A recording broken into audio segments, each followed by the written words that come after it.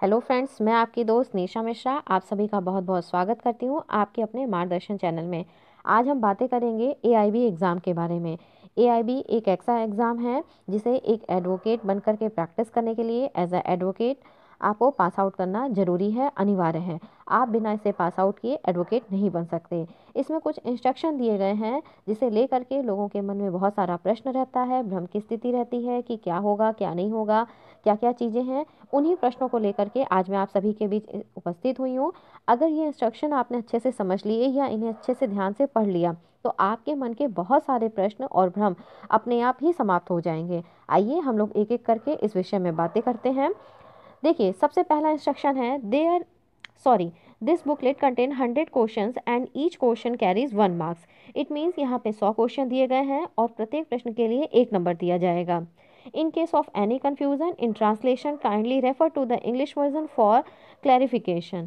इसका मतलब ये हुआ कि अगर किसी भी प्रश्न में किसी भी प्रकार की शंका है तो इंग्लिश वर्जन में जो लिखा हुआ है वही एक्सेप्टेबल होगा, उसी को माना जाएगा। आप ये याद रखिएगा कि ये पेपर सिर्फ इंग्लिश हिंदी में ही नहीं हो रहा, ये अन्य 11 भाषाओं में भी ऑर्गेनाइज कराया जा रहा है। तो इसलिए कन्फ्यूज़न होने पे आप इंग्लिश वर्जन को ही फॉलो करिएगा। ध्यान देने योग्य सबसे महत्वपूर्ण बात यह है, make sure that same question booklet set code is mention on all the sheet of question paper. In case of any changes, immediately inform the invigilator.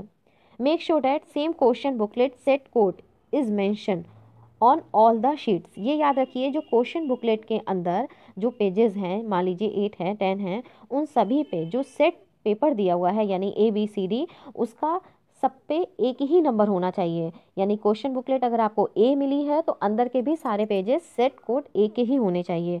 दूसरी बात आती है there is no negative marking. हमने बात की कि क्या इसमें निगेटिव मार्किंग होती है, तो देखिए यहाँ पे स्पष्ट तौर पे बताया गया है कि यहाँ पे निगेटिव मार्किंग नहीं होती। इसका कितना समय होता है, duration of this examination is 3 hour only. सिर्फ ये 3 घंटे का पेपर होता है। बहुत लोगों के मन में भ्रम बना हुआ था कि क्या ये 3.5 घंटे का होता है, तो जी ऐसा बिल्कुल भी नहीं है।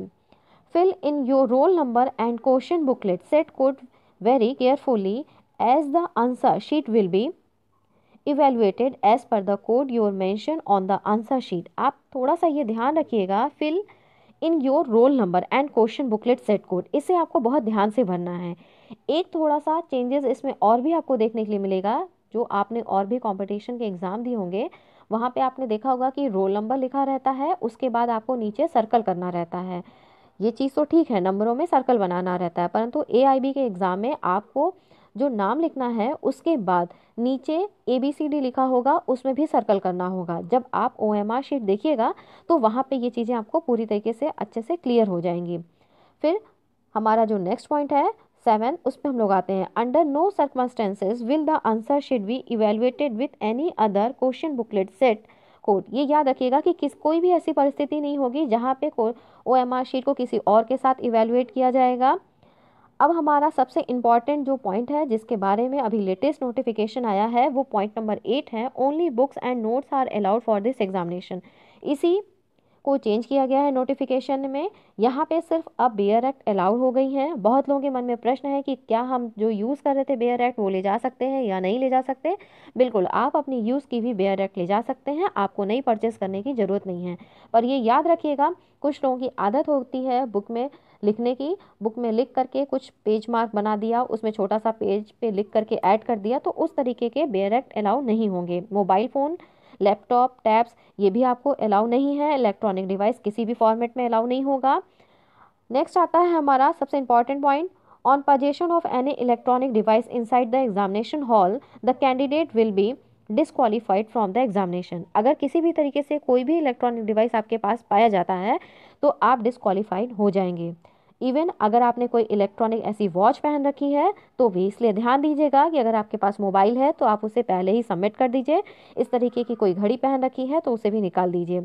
Candidate shall not be allow to leave the examination hall before the conclusion of the examination. जब तक आपसे ये न कहा जाए कि हाँ पूरी कॉपियाँ कलेक्ट कर ली गई हैं, काउंटिंग हो गई है, अब आप लोग एग्जामिनेशन हॉल को छोड़ के जा सकते हैं, तभी आप निकलिएगा। फिर नेक्स्ट है, do not forget to submit the answer sheet back to the invigilator. Falling to do so would lead disqualification. ऐसा नहीं है कि आपने पेपर बहुत अच्छे से कर लिया उसके बाद आप अपनी OMR शीट या आंसर शीट जो है उसे ही सबमिट करना भूल गए, ये भी डिस्क्वालिफिकेशन की कैटेरिया में आएगा। फिर use only blue black ball pen to full the OMR sheet, सिर्फ और सिर्फ आपको ब्लू ब्लैक बॉल पेन का यूज़ करना है अपनी OMR शीट को भरने के लिए। Next, OMR filled with pencil और ink pen would be disqualified, यानी कि आपको पेंसिल और इंक पेन का बिल्कुल भी यूज़ नहीं करना है।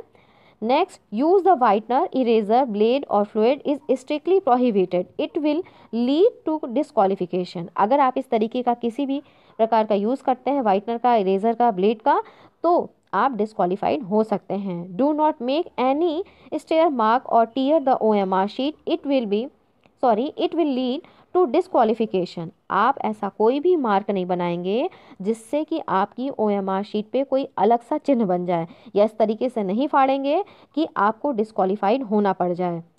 Right your roll number carefully and darking the correctly corresponding ovals, in case wrong ovals are darking your answer sheet will be evaluated. ये याद रखिएगा कि अगर आपने किसी ऑप्शन में मान लीजिए उसका आंसर ए था और बाय मिस्टेक आपने उसे बी कर दिया है तो वो इवेलुएट होगा, यानी कि उस पर आपको कोई मार्क्स नहीं मिलेंगे, निगेटिव मार्किंग नहीं है, पर अगर वो आंसर गलत दिया है तो भी वो काउंट इसलिए होगा कि ये आंसर आपका गलत है। Candidate must follow the instruction strictly as mention on the answer sheet. यहाँ पे जो भी इंस्ट्रक्शन दिए गए हैं आपको बहुत ध्यान से इन सभी इंस्ट्रक्शन को फॉलो करना है।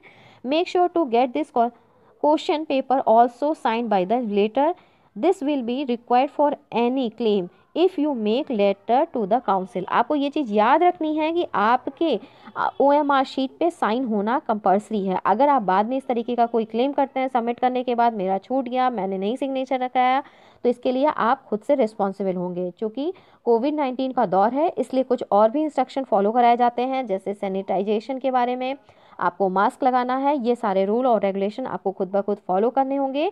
ये सारे इंस्ट्रक्शन 24 जनवरी 21 को जो एग्ज़ाम हुआ था उसकी बुकलेट से लिए गए हैं। अब आने वाले एग्ज़ाम में, यानी कि जो मार्च में होने वाला है 21 में, आप उसमें दिए गए इंस्ट्रक्शन को फिर से ध्यान से पढ़िएगा। ऐसा ना हो कि किसी तरीके का कोई इंस्ट्रक्शन अलग से दिया गया हो जो आपसे छूट जाए। अगर अभी भी आपके मन में कोई प्रश्न या भ्रम हो तो please ask me. Thank you so much.